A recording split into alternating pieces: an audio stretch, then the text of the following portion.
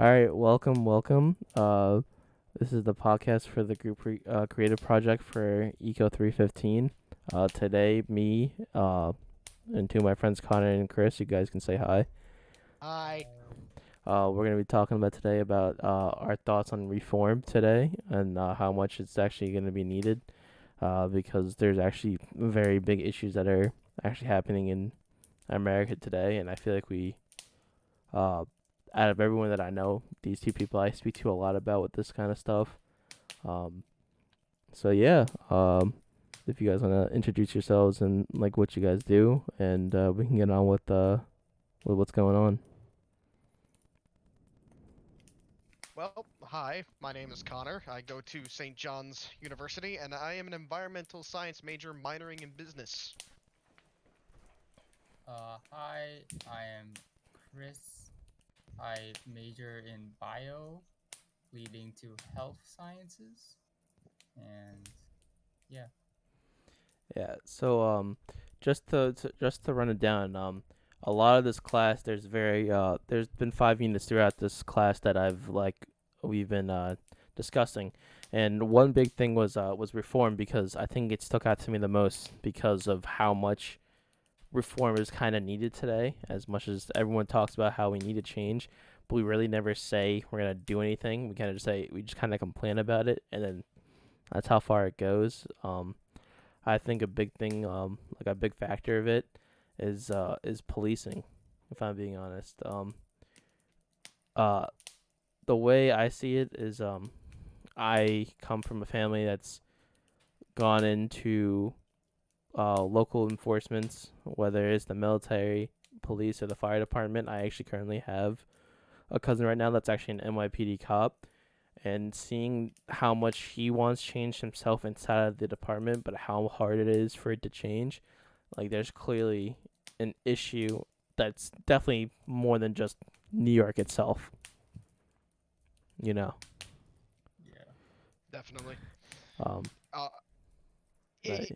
for me, it's like now when I study the environmental sciences, you also look into like the cultural aspect of it, and a large portion that I also believe for this in policing, you know, not necessarily cultural, but it's always the differencing or division of opinion.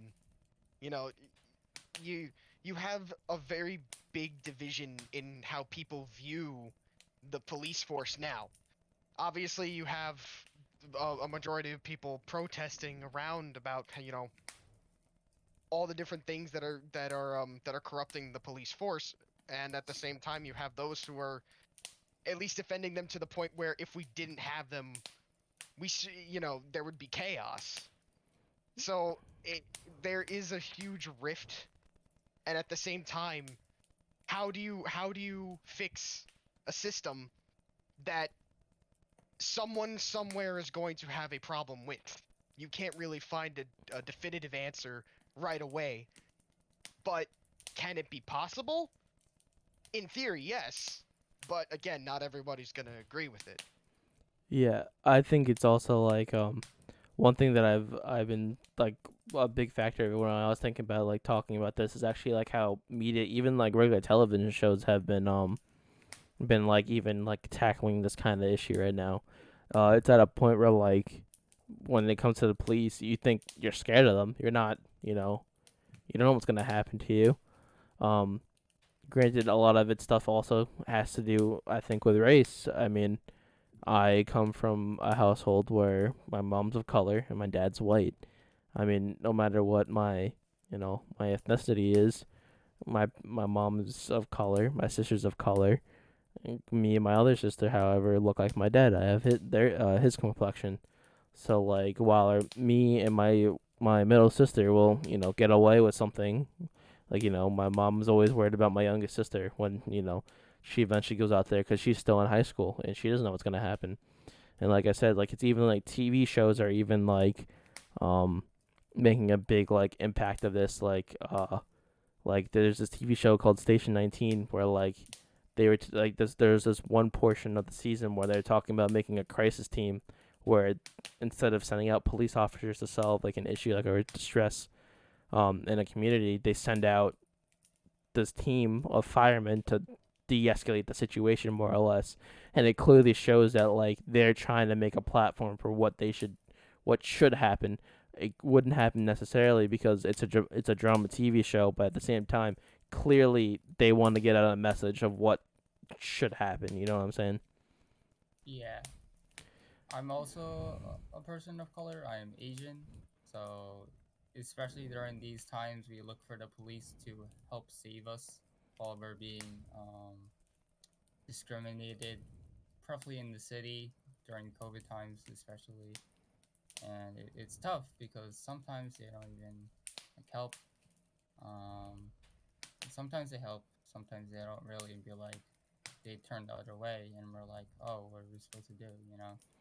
Well, yeah, I remember you telling me like, especially in the heart of COVID, that you were afraid to go on the train, and I remember Yeah, telling you that I would take the ride home with you if I was gonna go. I mean, I ended up going, but like I remember you were just like very concerned about that kind of stuff also, which blows my mind that people, even though it's a global pandemic, they'd still, you know, go out there and even like target a certain race because it questions it because our police force is supposed to be diverse, yet they're attacking their own people at that point. Then exactly. Yeah. you know, There's no, in my mind, I always keep telling myself there's no right for children or growing adolescents in places of safety, all right, to be threatened at all by anyone. And unfortunately, it's hard for for all people to just be able to exist in these places. Like Chris said, with the whole thing with COVID and the discrimination. I actually never told you guys about this, but there was a time my best friend was here during the COVID, when the beginning. I'm sorry, the beginning of COVID, and he came home from what's it called?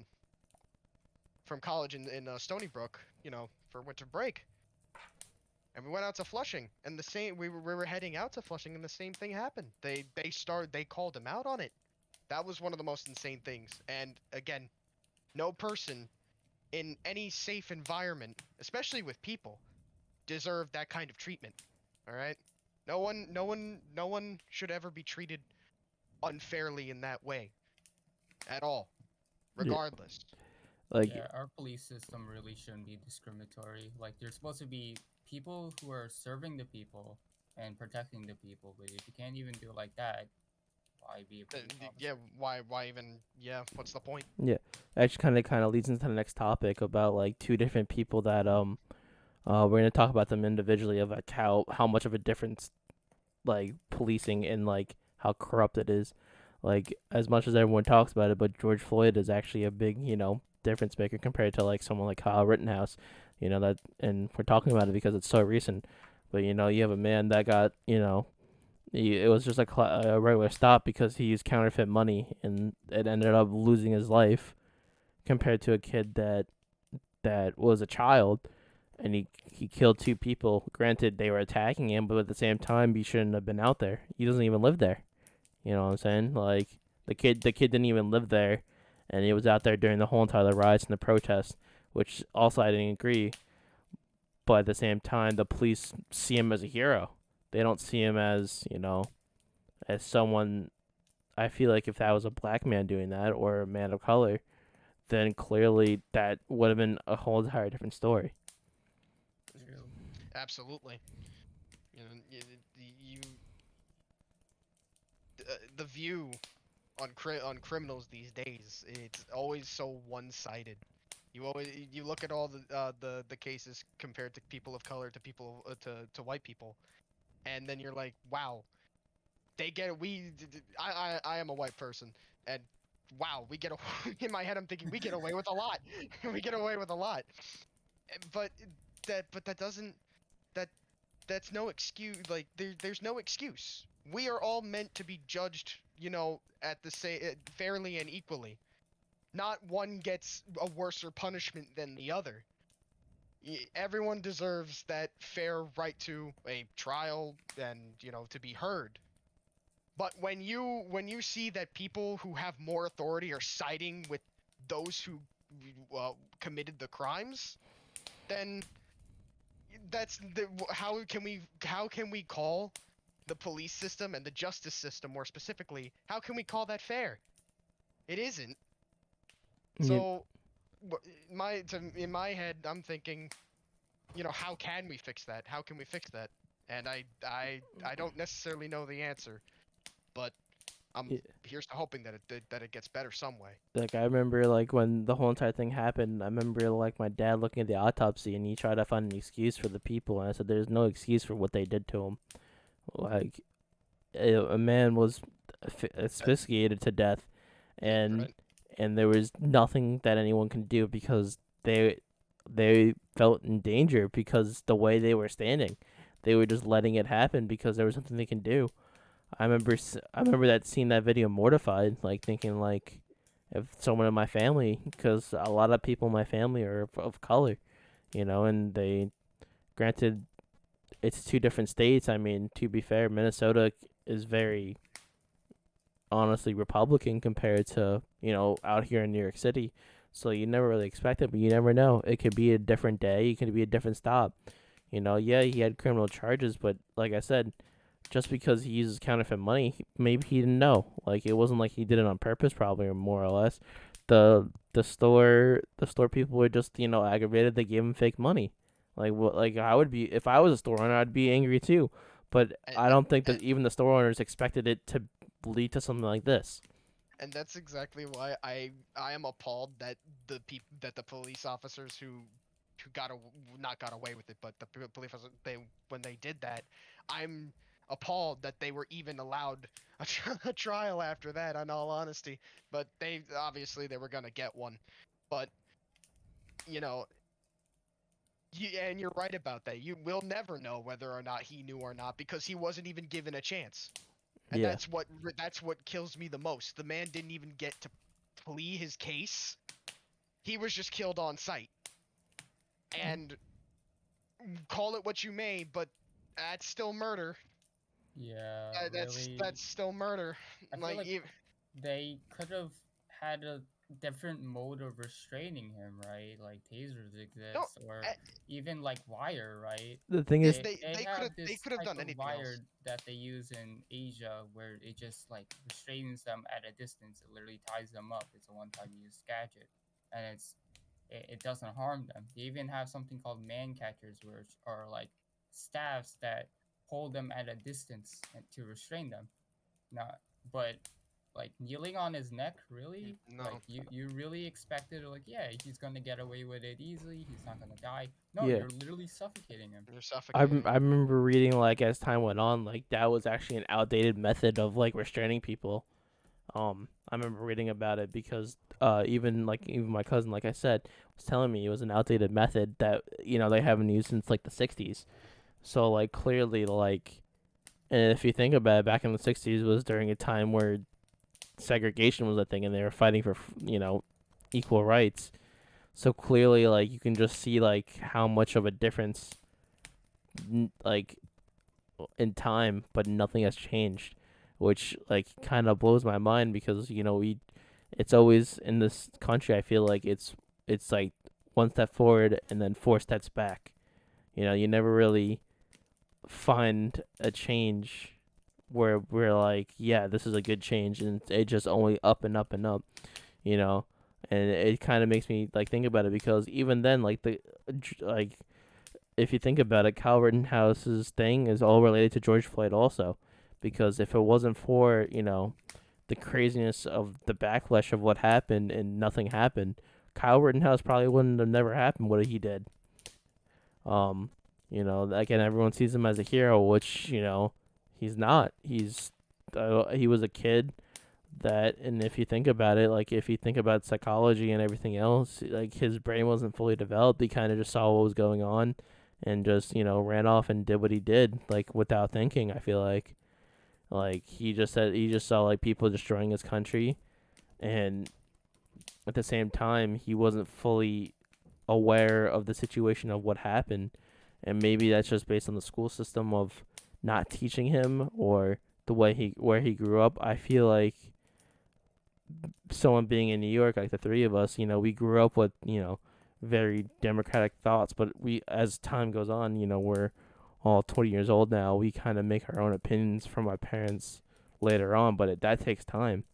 I remember being 16 years old and having, really crazy radical thoughts sometimes until, I got older, and you mature until, thinking, oh, maybe, that was too far, and even seeing what Rittenhouse did, like, I don't think he was clearly thinking, but at the same time, I don't think He sure he, got away with. Yeah, yeah, he should not have you gotten away.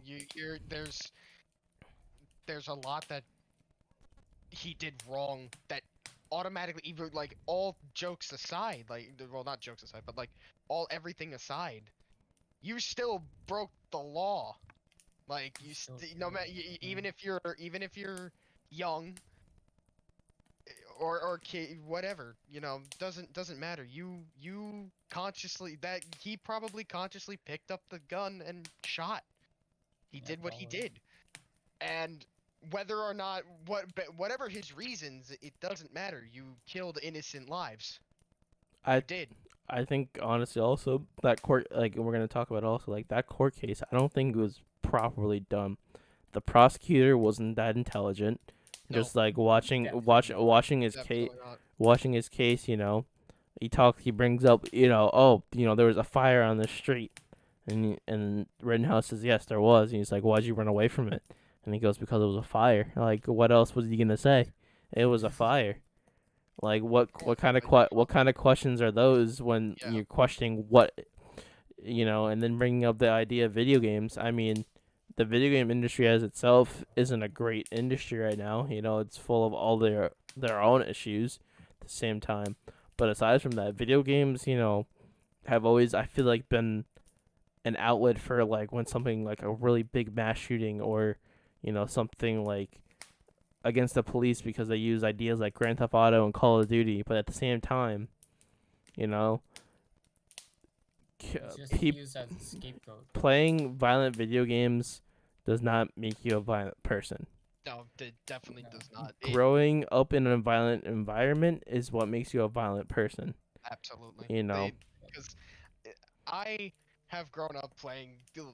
I think we've all, at least at one point, have touched Call of Duty at one point in time. We played. I was gonna played say, first I person played shooters. it. I played it competitively for 2 years before I seriously I- focused. I focused I, on, and whether or not this is incriminating, that I played Call of Duty when I was a kid. I really was. I really did. And look at me now. Nothing really happened. And even at a point in time, it was my parents were concerned about it as well. They were like, "You play this game quite a bit," and I did. I acknowledged that I played it a lot, but because my parents really showed me their concern, I don't think, if they didn't care enough, they probably would have let me go down like way darker paths. But they cared Yeah, about me. I And remember. when you're in that non-violent environment, you definitely like are able to control those kinds of urges, whether it be whether it be like a fantasy, or you want to make it a reality. You definitely have some better control when you're psychologically stable. Yeah, I remember when I first played Call of Duty. I was 9 years old, 10 years old. I remember I got it for Christmas, and I remember, Oh I yeah. I remember I was told specifically that I wasn't allowed to play it unless my dad was in the room, because my parents didn't know what I would do when, if anything Oh yeah. happens. But I remember as time went on, they trusted me, and, I mean, granted, like, it didn't make me a violent person. It definitely changed my language for a young age. I definitely had, not a nice verbal language playing online, but that's how the online community was. I mean, now it's dialed down a lot more with everything that's happened. But, like, I remember growing up, that's just how it was. I mean, no one meant anything they meant.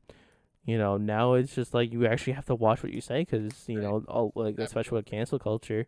But, like, I don't think video games was ever in any of this picture with half the stuff that's going on today. And the thing is too, with half the prosecutions, you just never know. And Absolutely.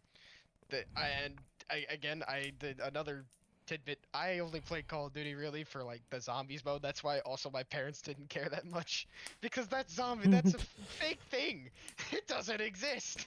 yeah, So they I were like, I'm not worried. Okay. yeah, Not the I mean, bath they're kind salts. of yeah, people. Not the like bath salts. yeah. But Not the best. like I remember, let's see, I played competitive Call of Duty right before COVID hit. So when I turned 18, it was 2019, and that was right before Black Ops 4 ended. And I remember Yeah. I remember people talking about like, oh yeah, you do this right, and I'm like, yeah, I play a little bit competitively. And they're like, how do you not have like a violent attitude or anything? I said because it's all in the game. You know, Yeah, it's all in the game, bro. you can't live your life on a video game. You know, that's why you get movies like that where people turn into psychotic people.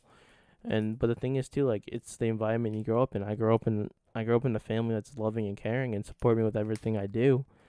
And it just like it makes me like blows my mind when they like talk about how video games is a big issue in America, but at the same time, like you don't see people that are playing video games like Counter Strike or anything that is very popular. Even the new Halo game that came out is very popular in the EU and everything, and even in Korea, you have League of Legends.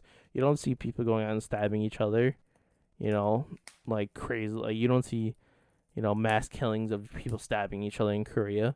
It's only in America where it's just like idolized like video games is the issue. I mean, like you see like people out in Korea that are playing competitively and they're seen as like careers, and like I just clearly just think like they just use it as a scapegoat for that case and they just didn't know what they were doing. And like as time went on, when they found out that Rittenhouse got free, I remember they were posting a lot of like wrongful incarcerations or like people that got or his age and that got incarcerated for way more because they're people of color, and they actually feel like they look dreaded and mortified because they actually didn't do what they said they did. They just kind of been in the wrong place at the wrong time, and we're never gonna know like if they're gonna get exonerated or not because even now you have cases back from 1980 and even then before that like DNA evidence because it wasn't as strong as it is today, like all that being wrongfully situated, and even those false confessions because the way policing is, they are just so intense and brutal, and you kind of just confide and submit to them. And clearly, it's just such a big issue. Like we're not being, rightfully processed, like completely. Mhm. Definitely. It's literally a cliche of like don't judge a book by its cover kind of deal. Like Yeah, they look at so little before they make a proper intelligent decision when it comes to that. yeah. They We're see one they see one thing and they're just like, there you go. That's the reason. like And Yep. it's disgusting. we're lived by like innocent until proven guilty, but at the same time, they just think they're guilty right away. We're not in Salem and back in the 1500s where they were guilty if they were a witch. Yep. People and it's funny. Y it's almost as if we haven't changed. People just want to get. Have you if you've ever read 12 Angry Men, it's funny Oh. how every single one of them just instantaneously said guilty except for one person. And it's like that one person, he represents what it is it means exactly to have a fair and just trial. All right? Mhm. Yeah, you You know. can't just you literally cannot just say it to either get out of it quickly or based on whoever it is that is on trial. Oh, just because they're black, just because they're Asian, automatically get no, no. You have to look deeper into it in order to make that judgment. Yeah, I just feel like we're just never gonna have proper things until there's an actual change, and that starts with upper level governments and stuff. But I feel like they're just never gonna get pushed because people are never gonna pass because people are still stuck in their ways, and we're supposed to be the generation of change, as everyone says it should be. And I mean, like I've always had these thoughts of like I've always had um these crazy thoughts because of my ADHD, I daydream a lot. So like I remember like during the election, everyone was complaining about how New York is always blue, and I remember I had this crazy thought about dividing New York State, how they do in I think it's Maine and I think one of the Dakotas, where they divide it in three different how do you call them? They divide it in three different like sections basically, and they can basically take electoral votes just based on that one section. Because if you think about it, if you divide it between upstate New York, Long Island, and New York City, 2/3 of that thing would most likely be red depending on the year. I mean, if you look at prior past votes, all of New York State was red for the upstate and Long Island compared to New York City where it's always going to be blue. Like you're never going to know because I think I remember seeing this outline where like it's never been red since Reagan or something like that. And it's crazy to think like that. So like, ways to change, like I don't see police changing until they do a full, new generation where they're actually trying to make change. It's When more it's more like the traditional people trying to fight for traditional beliefs rather than trying to see it at a different perspective. I think But that's how and I but see the it. thing is, and here's the thing here, like, and I feel like it's only with this like area of expertise. Like for example, Chris, like, medicine is changing every day. You don't see people being traditional with medicine. If Exactly. something's better, then I they're mean, gonna use that. vaccines, Well, health-wise. I'm talking more like with like surgeries and everything. Oh You're yeah, not definitely. like It if it's yeah, safer, they're gonna go with a newer option. But I yeah, feel like definitely. with stuff like this, they just don't want to make a change, even though clearly it would for the better. Like people when they hear the police, they think of fear. They don't think they're gonna protect and serve. They just think of fear. You When think of people that are like going to what do you call it, like um get be more manipulative of their position, more like yeah, to like get something better for it's them, better for yeah, the it's like majority. you see the lights and you panic. Like you don't know what you're gonna do. Like you never know what's gonna happen in that split second. You know. Um, and like what I would want to see one day is just like honestly, and I don't think I'll see it for another 20 years until they make a change where like they have commissioners and people that want to make change, because clearly there can be change, but the thing is they're not gonna think of less violent. Like we have the technology today, like you said, like in other countries. Clearly, we have the technology to make change and make it less violent, unless there's an actual violent cause. You know. Um, and I understand like with like military tax and everything, like if you can't save yourself, you can't save anyone. But at the same time, if there's a clear and concise way to prevent it from happening, it should happen. Definitely. I also feel like it's what do you call it, like it's also faulty of how they're trained in the first place. Police officers, or rather of what I've heard, do not have to take human psychology when they're in the academy, which is honestly a huge overlook, considering that for the rest of your life, basically, you will be serving people, so you should know how people think, right? Especially now with how like mental health and everything has been like Especially, a very very pushed topic nowadays. It's been like super push with with illnesses. You have even like in sports, people um that play football when they get hit and have too many concussions. You have the OJ case.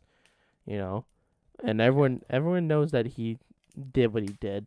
You'll never admit it because the glove didn't Of fit. course, you'll never admit Yeah, it. yeah, but I said with the glove never fit. But like it's clear cases. You have people like Everson Griffin, um, who is currently a lineman for the Minnesota Vikings, um, going crazy in his house, thinking that people are coming to attack him and kill him.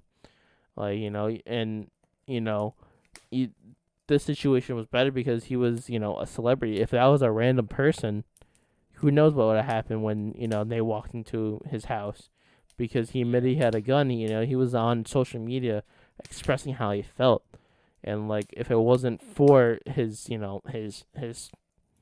his platform and his stature, who knows what had happened.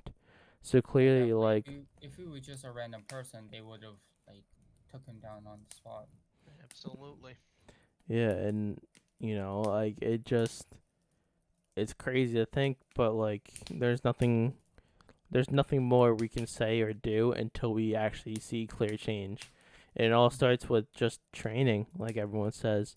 I mean, granted there's hundreds and hundreds of years of training, but it's different now. There's more of a de-escalation than using brute force.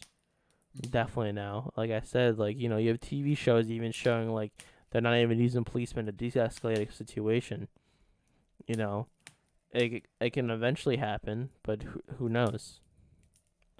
Like Um, police officers shouldn't be trained as if they're fighting a war against their own people, like the military and stuff. They should know how to calm down the people, or at least understand the people, so they don't commit yeah, such. you know, I remember like seeing like people fight against people when there's no one to be um like a divide to stop it from happening. And it's like it's all these type of like these cliches. Two wrongs don't make a right.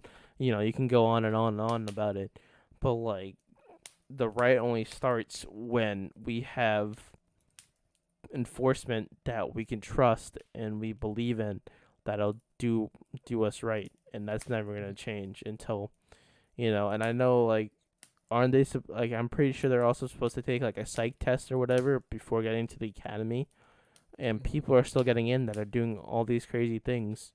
So like who even knows like what they're looking for in a psych test? True. Or how manipulative you could be in a psych test if How it's a mi- written exam. or how minimum they require. Exactly. Yeah, like Like, it's never like they say there's a psych test, and you can believe what you believe, but you don't really know no, what they're looking for. and honestly, with the psych test, that should be like almost an annual thing. That should be Oh something yeah. that happens on an absolute regular. Even in like because I'm not too well versed in the police academy, but if it's a singular test and that's it, um, that's that's wrong, because at any moment anybody can change, Yeah, and Exactly. it like even myself, you know, I can. Obviously, I'm not going to change for the worse, but it's entirely possible that the next morning I wake up and something's completely different with me. And the same thing goes for anybody who's at at those academies, or who have, graduated from and are out in the force. So it's good to be able to update, how each and every individual person is doing, and properly at that. No skipping out on it, no minimum, like even decreasing, what's it called, the exam difficulty, whatever it may be. It has to be a full proper exam on an annual basis, maybe even monthly. I'd go as far as that. But it that sort of thing kind of needs to happen now.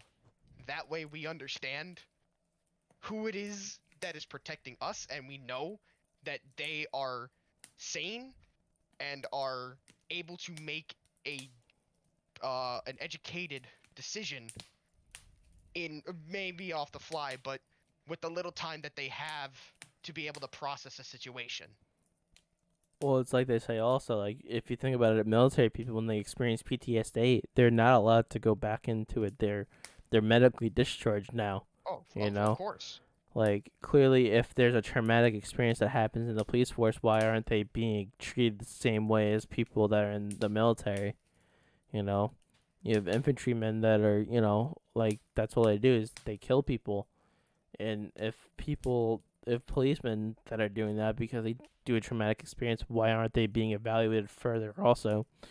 Right. People can say they're fine and they're really not, You never know what's going on in the mind of somebody's life. And I don't think it'll ever be in depth until we have further technology, which is sad to hear because we're so much change from how we were compared to 10 years ago even. You would think of how highly developed we are now, and it's funny we how little we built off of what it is we created. It's all there, but at the same time, I feel like it's just being wasted. It's not. We have the potential, just either nobody wants to act upon it, or we're failing miserably trying. Yeah, I don't think there's any hope right now until we, like I said, we say actively change. And the only things I could think of is just just the way things are done. Like, until tactics are changed and everything, we're never gonna see an active reform that we want to happen. Um, and as bad as it sounds, like, you want to see change and you want to be a factor of it, but we're never gonna know who is gonna do it or when. Like, who knows? Like, we can go another 100 years and we can all be gone, and there's still not gonna be any change.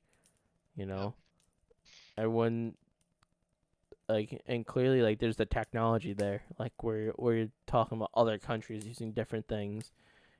And you even have other countries that have.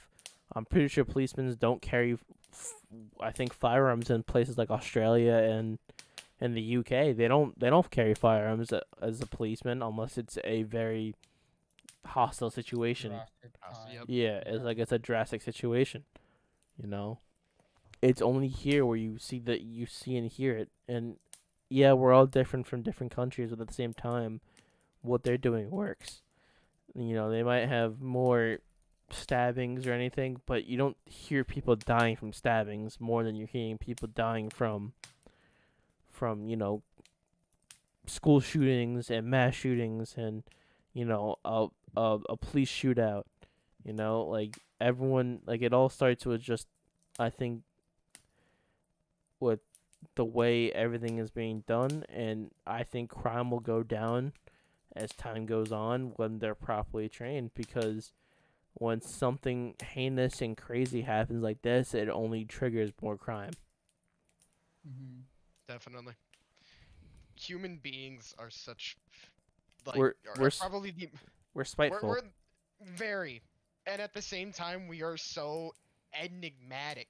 Like we are puzzles in our own right, because nobody can really know who anybody is at that moment. And then all of a sudden, the people that you do know can change. And when you factor in both of those things at the same time, the spite and at the same time that that randomness, it just causes that massive amount of chaos that just creates these situations. You Yeah, never know who is going to do what, and it is sad that people have to live in fear of both sides of the spectrum. People are afraid of things happening in civilian life, and at the same time the civilians are afraid of the police doing something incorrect. yeah, It you combine all that together and you have a whole tangled mesh of a situation that cannot be fixed, basically because certain parties will probably not agree with said decision. yeah. Like, I remember taking a class last semester. It was my first public administration class I took, and I remember they were talking about power and everything in, like, government and, like, local enforcements. And I remember for uh like a homework I was doing that day, I remember quoting like the first comic for Stan Lee's Spider-Man, saying, "With great power comes great responsibility." And I still think about that because, you know, as time goes on, and it's kind of like, cliche because the new Spider-Man movie just came out.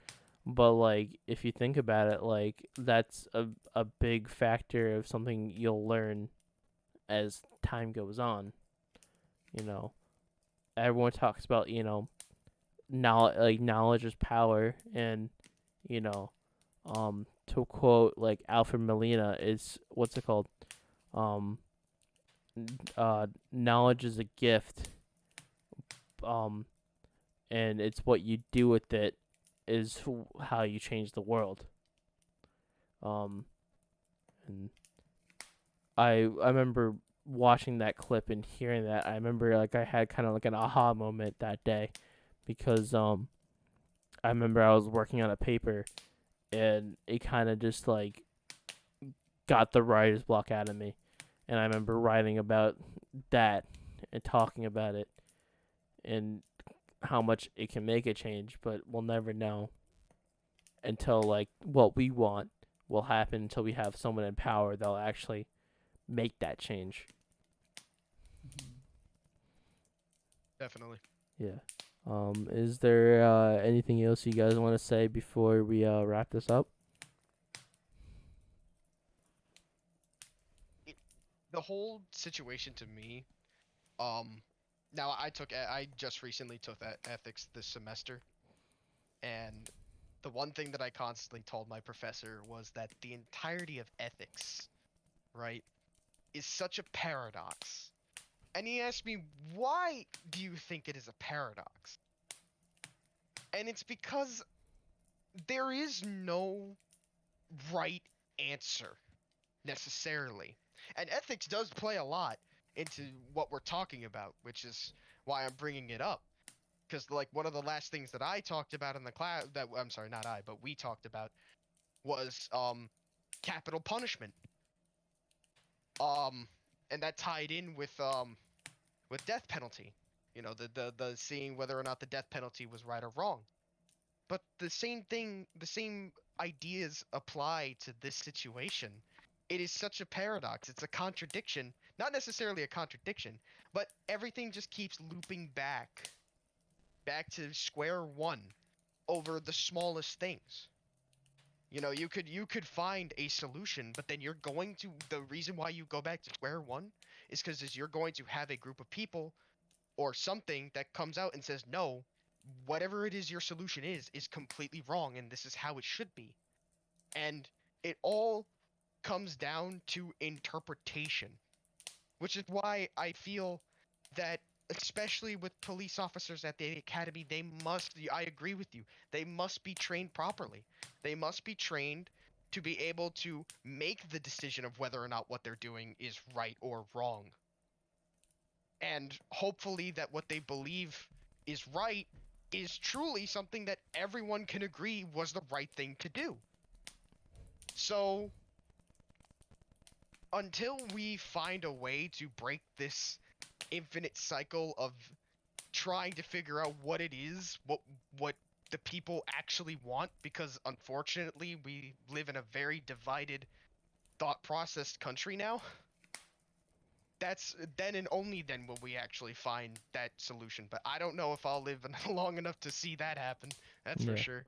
It's kind of like dystopian literature if you think about it, where you kind of want to live in a world that's perfect, but it's not really, because it'll never be. Impossible. Yeah, it's impossible for it to be perfect. Yeah. Chris, anything you want to say? That's about it. You really covered everything. Yeah, I just really feel it is very obvious that change won't happen unless one wants it and one will accept it. Uh, yep, that's pretty much nail on the head. Pretty much it.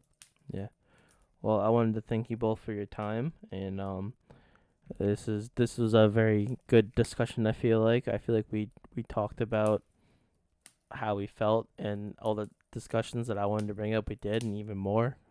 We talked about other things that just became, a part of the conversation. And just wanted to thank you guys for your time. Well, thank you. This All right. was My awesome. I had a pleasure. good time. Yeah, thank you. Well, this is us signing off. Give him an A.